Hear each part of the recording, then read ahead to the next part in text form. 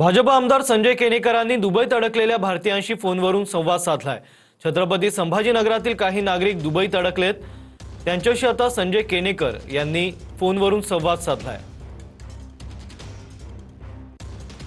मी तुम्हाला तुमच्या बंधूंना देतो, ते दोन्ही नंबर देतो। तुम्हाला काही घटना घडली तर त्या दोन्ही नंबरवर तुम्ही संपर्क करा, तुम्हाला भारत सरकारकडून ताबडतोब मदत मिळेल। आणि महाराष्ट्र राज्यातलं सरकार तत्परतेने सतर्क आहे बरं का, तुम्ही त्याची चिंता करू नका। तुम्ही चांगले आहात ना? आम्ही ऍक्च्युअली इथल्या गव्हर्नमेंटनी पण हॉटेलवाल्यांना निर्देश दिलेले आहे की कोणत्याही टुरिस्टला तुम्ही पैशासाठी अडवणूक किंवा त्यांना काढायची, त्यांनी हे करायची नाही। आणि हॉटेलवाल्यांनी पण बऱ्यापैकी निगोशिएट करून प्राइस पण कमी केलेले आहे। बरोबर। मुंबईमध्ये संशयित आयसिस ऑनलाईन प्रचार साहित्य संदर्भात एटीएसची छापेमारी पाहायला मिळते। कुर्ला, शिवाजीनगर आणि गोवंडी भागात एटीएस कडून छापेमारी करण्यात आली आहे। मोबाईल फोन, लॅपटॉपसह इलेक्ट्रॉनिक उपकरणांची तपासणी करण्यात आली आहे। एटीएस कडून अनेक व्यक्तींची चौकशी केल्याची माहितीही समोर येते।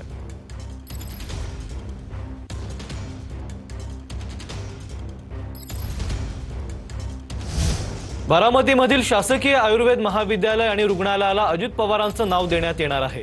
पुणे जिल्ह्यातील बारामतीमधील शासकीय वैद्यकीय रुग्णालय तसंच शासकीय आयुर्वेद महाविद्यालय आणि रुग्णालयाला अजित पवारांचं नाव देण्यास राज्य सरकारनं मान्यता दिली आहे। राज्य सरकारनं नोटिफिकेशन काढत ही माहिती दिली आहे।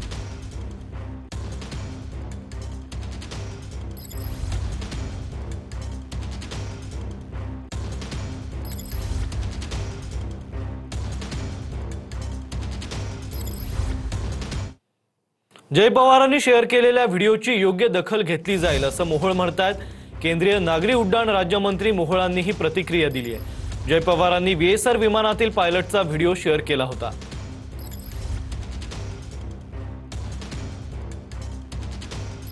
ट्वीट केलेला आहे जे VSRचे मालक आहेत रोहित सिंग, ते मुख्य पायलटच्या सीटवर झोपलेले आहेत आणि त्यांचा तो व्हिडिओ किती निष्काळजीपणा अशा पद्धतीचं जय पवारांनी तो ट्वीट केलेलं आहे।